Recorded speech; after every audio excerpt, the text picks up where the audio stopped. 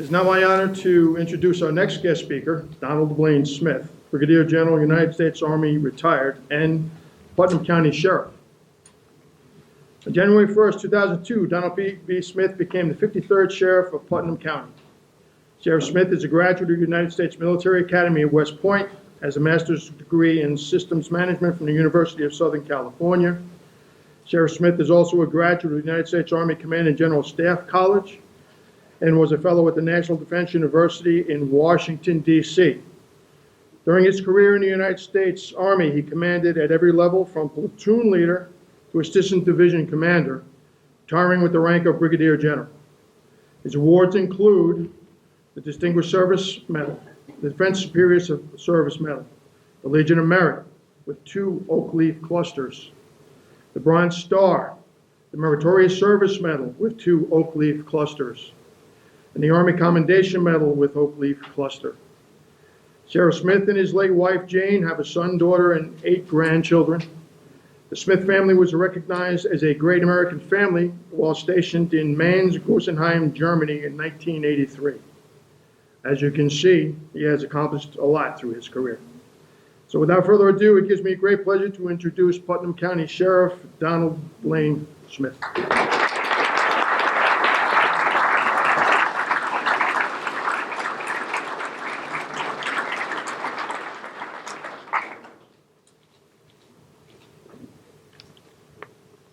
Congressman Maloney, Senator Serino, Medical Director Kaplan, Father Delgado, all of our elected and appointed public officials,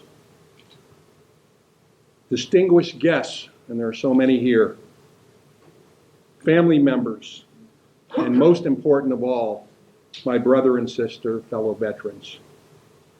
First of all, I want to thank you all today as we pause to say thank you to all of our Vietnam veterans, including all of those who made the ultimate sacrifice in freedom's cause. By being here today, we are joining together in unity to say we are a grateful nation and we remember. We will never forget your sacrifice in freedom's cause.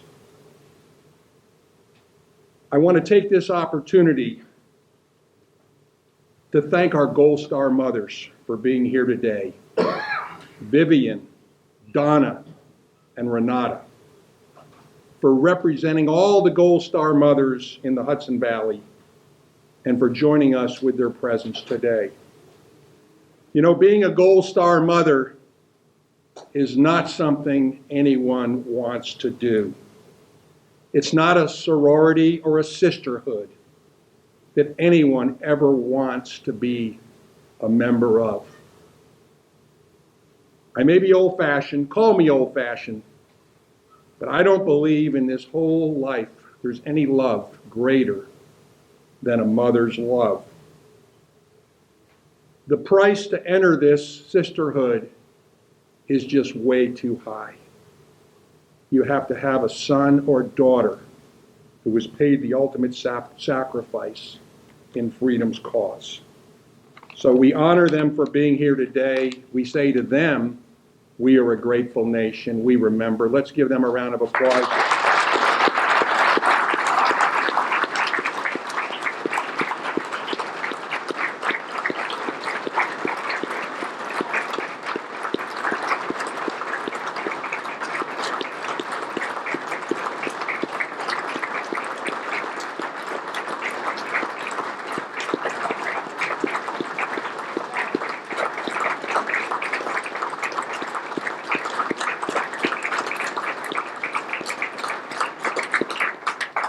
And most of all, we want them to know that we will always be here for them, that we will never forget them. Now, I know I'm in Dutchess County, but this is a Hudson Valley commemoration. I just have to bring a little Putnam County pride here today with our Gold Star mothers. And just remind everyone that Putnam County, and I know our congressman and our senator and all of our elected officials, I believe, know this, but we are so proud that Putnam County has the first Gold Star Mothers Monument in the entire nation, right here in the Hudson Valley.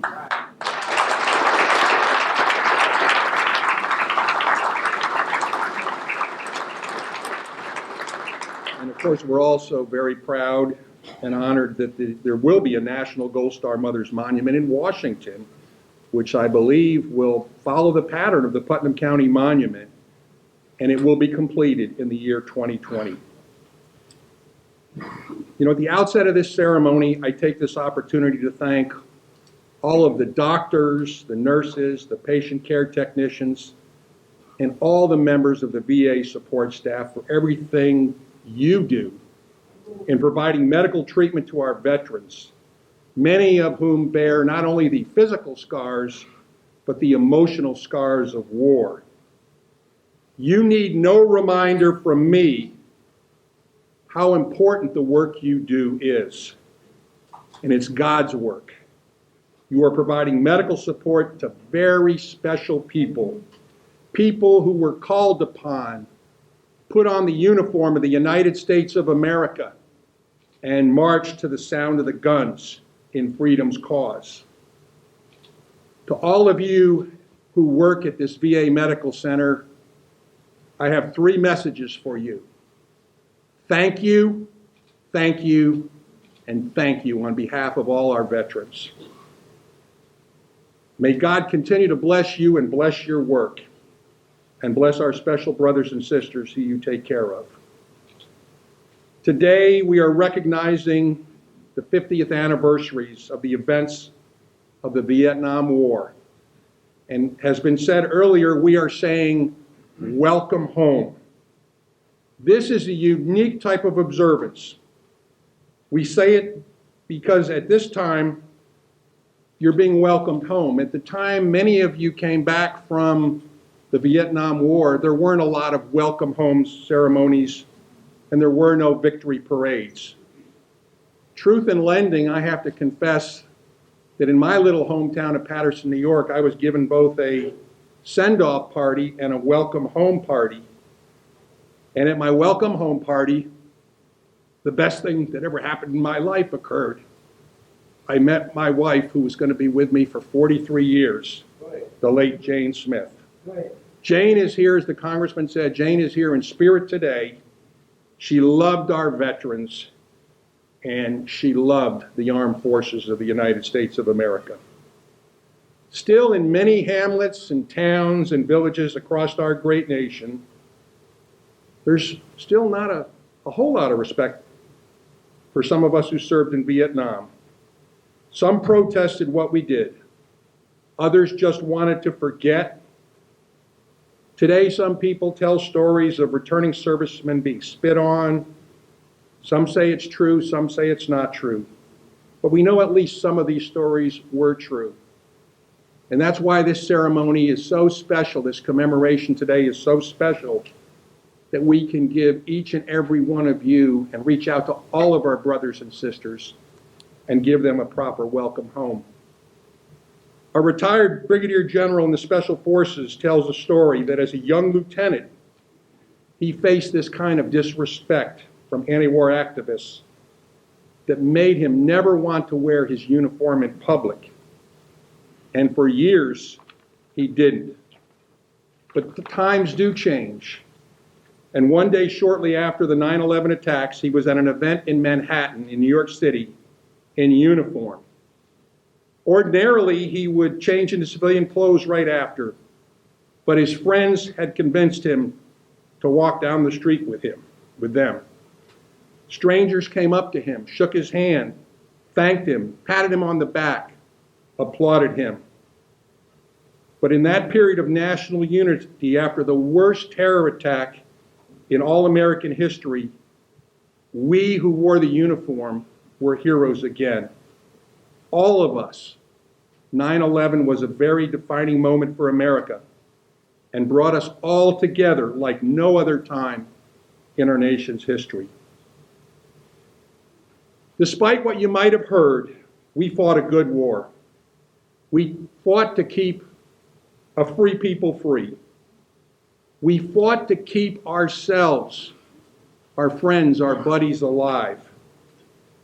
But as a free and learning people, we did take some very important lessons learned away from an after-action analysis of the Vietnam War. And of course, that war is still being reviewed by historians today. Let me share with you a few reflections from an op-ed piece that I wrote and was published in 1998 and then was republished as still being relevant in January of 2007 by a newspaper chain editor. In fact, Congressman Maloney's words almost make me think that maybe he read my speech before I'm giving it here today. This is what I had written in 1998 in my op-ed piece.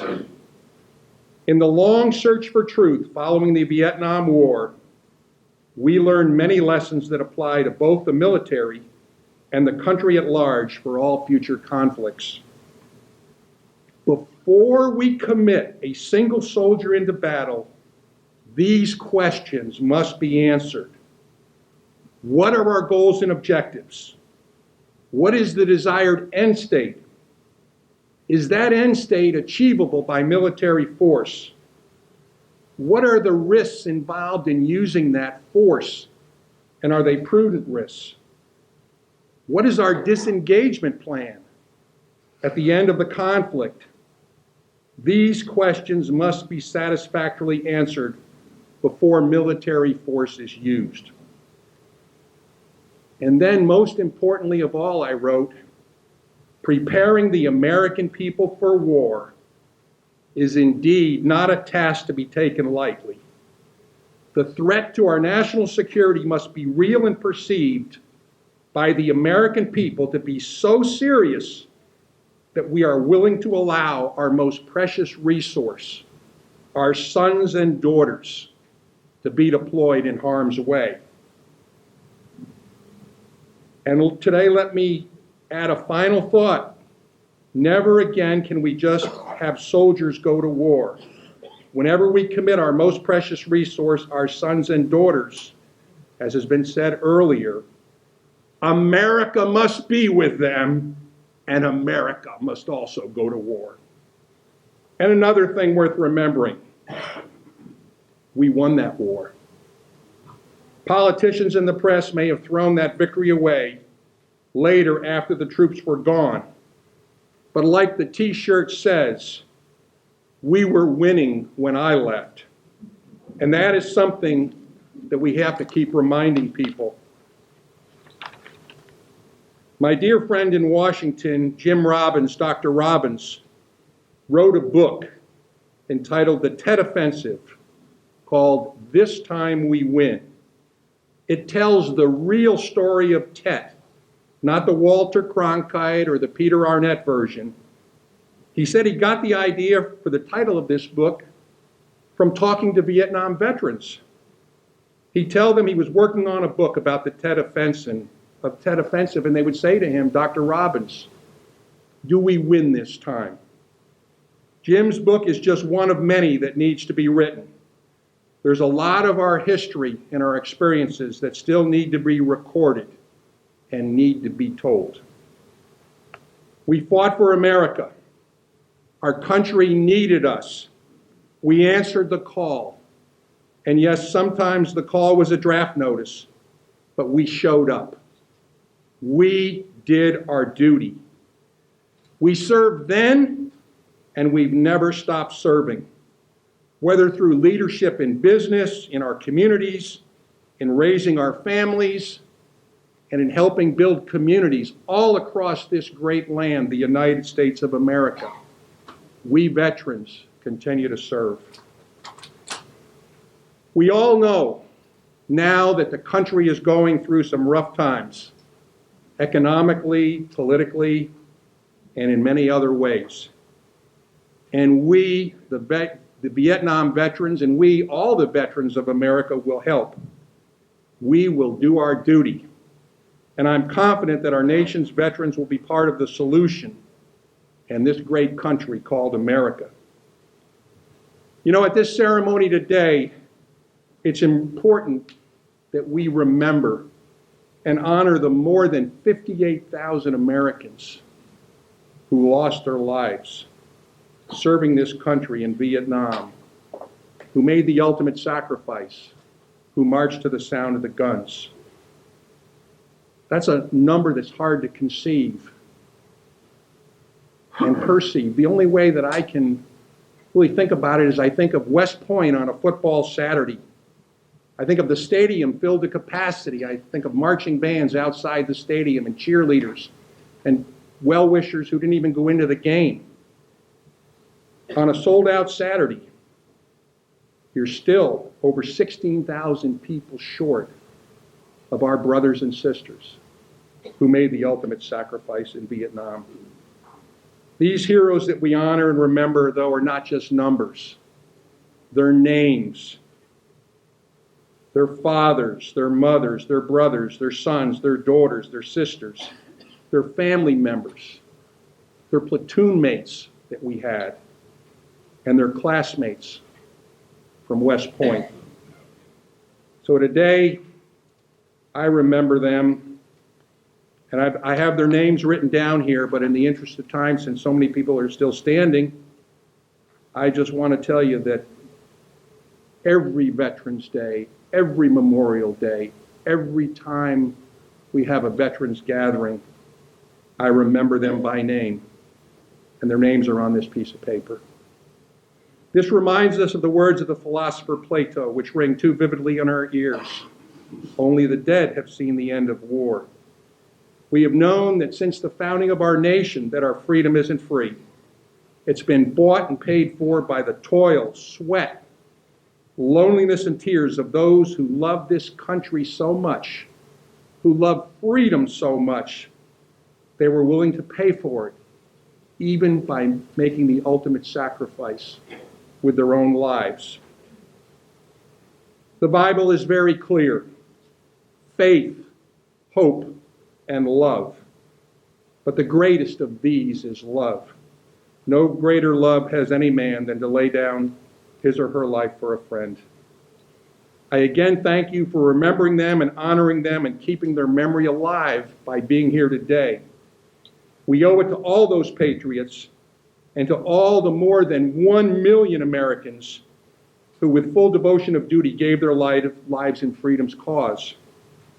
Today, here at this 50th anniversary ceremony, we renew our pledge to them that we as a nation, we will always have a foreign policy and a strategy of peace through strength, economic strength, diplomatic strength, military strength, and moral leadership.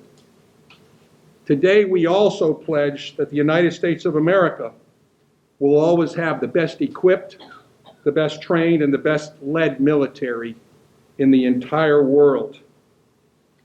We pray that by having a policy of peace through strength, that ultimately we will never have to commit our most precious resource, our sons and daughters, into battle. So today, we not only remember and honor those who gave their all in freedom's cause, but we must rededicate ourselves to this great cause of freedom.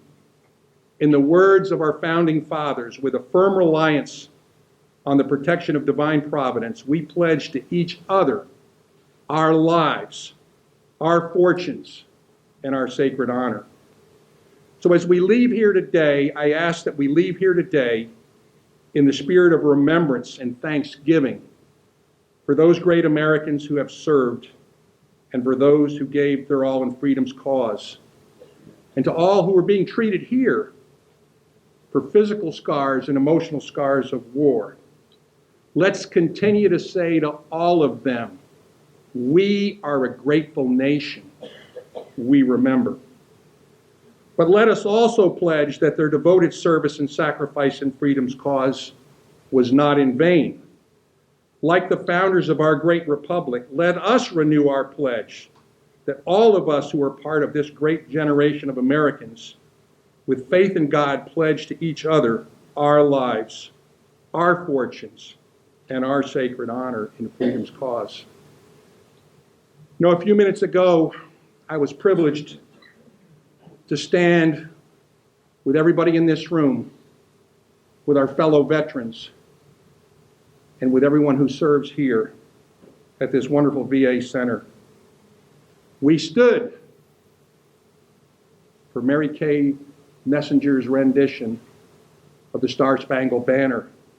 We stood for the Pledge of Allegiance. And those of us that couldn't stand, we stood in our hearts and we wished that we could stand.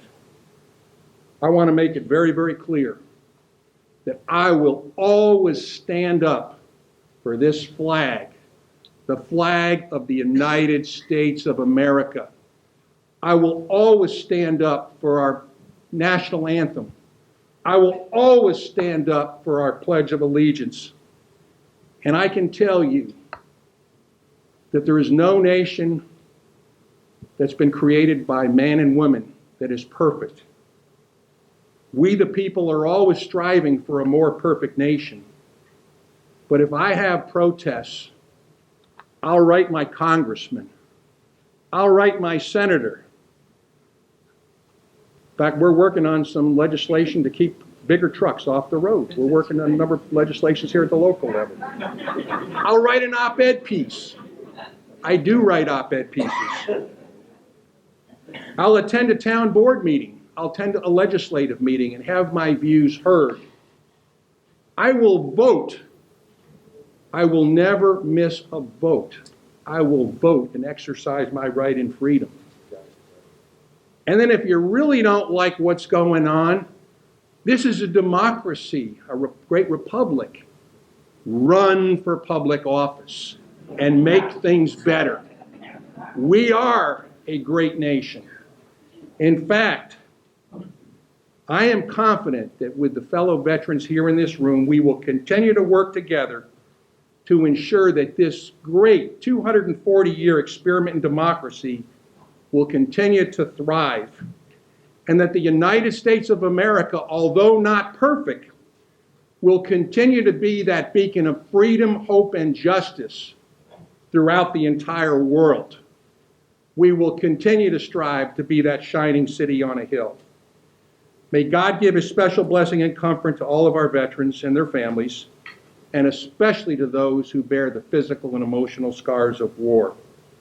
And to my fellow brothers and sister veterans, I say to you today, welcome home, mission complete, job well done. May God bless you all, may God bless your families, and may God continue to bless the United States of America.